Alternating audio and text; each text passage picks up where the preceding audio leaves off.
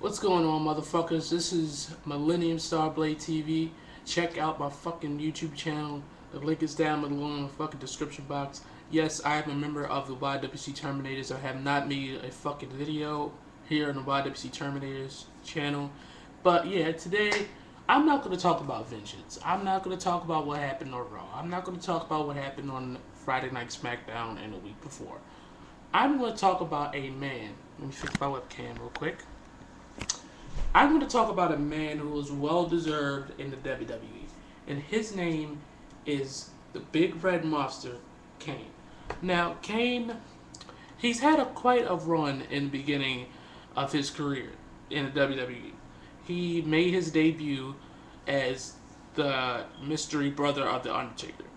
Came in, beat the shit out of his brother, and his brother didn't do anything about it. The whole fucking storyline with that the whole storyline with Shawn Michaels and Undertaker, and then the mystery brother being Kane, and it's just like being cohesive, and it's like, holy fucking shit, this is some fucking like epic ass shit.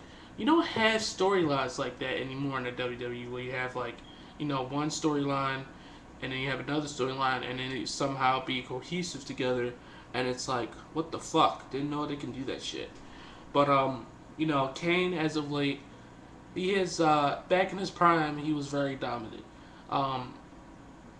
Speaking of his, even though he had, like, a day, hell, he won the World Heavyweight Championship, right?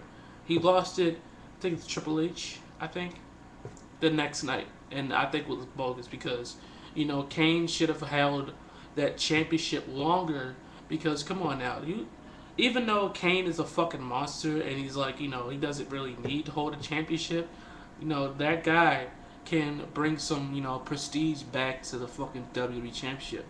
Look at him back in his 2003 run when he got bitched again by Triple H because Triple H was a spot monkey, and back in Triple H's prime, when he was with Evolution, Ric Flair, Batista, and Randy Orton, he was a spot monkey like shit. I mean, come on now. Triple H at his prime was a pure spot monkey. He tried to get over Stone Cold Steve Austin and try to get over Kane. And then, I don't know why did Stone Cold, asks Kane to either, does he want RVD or does he want Triple H? So he went for Triple H, and he should have won. At what's it, No Mercy 2003, he should have won that fucking match. I mean, seriously, he just portrayed that he could be still dominant and still carry that fucking World Heavyweight Championship around his waist, even though that the WWE thinks that a monster shouldn't hold a title. I mean, come on now. If you could put a fucking, say you put the Intercontinental Championship on Kane for like a month, I mean, he will still be dominant if you betray him as his character, and like not have him be a bitch and be like, oh yeah, I'm the Intercontinental Champion. Not him make him human, but it's like, make him still be a monster and still be a champion at the same time, and like let's see, his road to WrestleMania 20. His road to WrestleMania 20 was epic as fucking shit. I mean, that was the best road to WrestleMania. I mean, even though the Chris Benoit, Triple H, and Shawn Michaels run road to WrestleMania was awesome, but all in all, I mean, it was better than Goldberg versus Brock Lesnar. I mean, come on now. You know how that went down the drain real fucking quick. I'm glad they didn't drop the ball with Kane versus The Undertaker because, Kane at the time was like a tweener, like before he buried his own brother, and then like before what was not WrestleMania, Royal Rumble, or no, it was Survivor Series 2003. He was pretty much a tweener, so he didn't know what the fuck to expect, right? And then from after Survivor Series to Royal Rumble, again, just portraying his dominance. When it comes to Royal Rumble and Kane. Kane is dominant as hell. Even though he has not won a Royal Rumble, he's still, like, has the most, He lasted long. He lasts long in a Royal Rumble. He has more eliminations than anybody else besides Shawn Michaels, because Shawn Michaels and him put together have more eliminations in the Royal Rumble. Even though they didn't win, but yeah, Shawn Michaels did win. I think back in 80s something, mid 80s. I don't know. I think yeah, mid 80s. Kane on the other hand, even though he's like just a fucking beast, back in 2003, I mean, that was his best fucking time.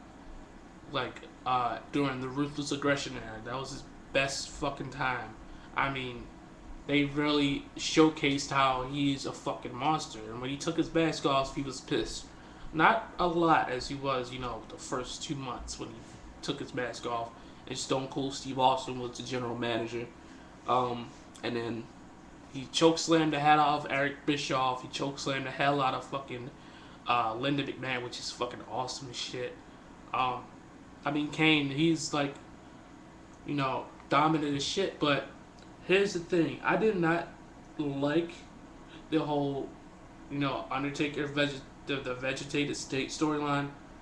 I mean, if it was the 1980s or 1990s and mid 1990s, it would have been good. But it was 2010 last year, and I couldn't watch it because it was too fucking sad. And it was like, what the fuck is Kane a part of it or not? Because he felt human. I mean, he had like human emotions right there in the whole storyline. And then I think after Night of Champions, he became more powerful and became that monster he was back in 2003. And that's why I like when WWE does that type of shit. They like hold a character, make him seem like lovable and shit. Feels compassion, and then all of a sudden, out of nowhere, they're ready to rip your fucking head off. Like, I like that shit, and it's like it's out of nowhere, and it's like that's how they tried to do with Kane's whole persona and make him into a monster that he really was back in the day. And they brought back Paul Bearer for like a couple months, and that was fucking epic as shit. Even though they could have done it way better, it was still fucking epic. But I mean, I am a Kane and Undertaker mark. Fuck everybody else who disagrees. Kane and the Undertaker have always been my favorite fucking wrestlers in the WWE. And I have other favorite wrestlers, but Kane and the Undertaker are my top 5, dog. But yeah, Kane and the Undertaker are like the most dominant superstars in the WWE. One of the most, two of the most, whatever. But I'll always be a Kane and the Undertaker mark, even though Kane, is, his face run and him being on SmackDown, just making him look like a fucking jobber and a bitch. They would just put him back on Raw, make him dominant, fuck shit up once again. I mean, when it comes to Kane and world title runs, Kane is shit. I mean, bar fucking none. Even though he he held the Intercontinental Championship. Yeah, he held the Intercontinental Championship. Now his Intercontinental Championship run back in the mid '90s, epic as shit. His first World Heavyweight Championship run sucked balls because I think it was either Triple H out of The Rock beat him and made him look like a bitch. That was a flop. It should have happened. Should have let him hold it for like a month, 2 months. I would have been satisfied with that. But it's Kane. But yeah, like, rate, subscribe. I'm out of here. See what you tell me what you think about Kane, and what do you think about where if anyone has a status on Kane, comment below, because I missed the guy. Come on now. Who doesn't miss a guy? I thought he was going to come back with Big Show a couple weeks ago, but sadly no. But like, rate, subscribe. I'm out. Peace.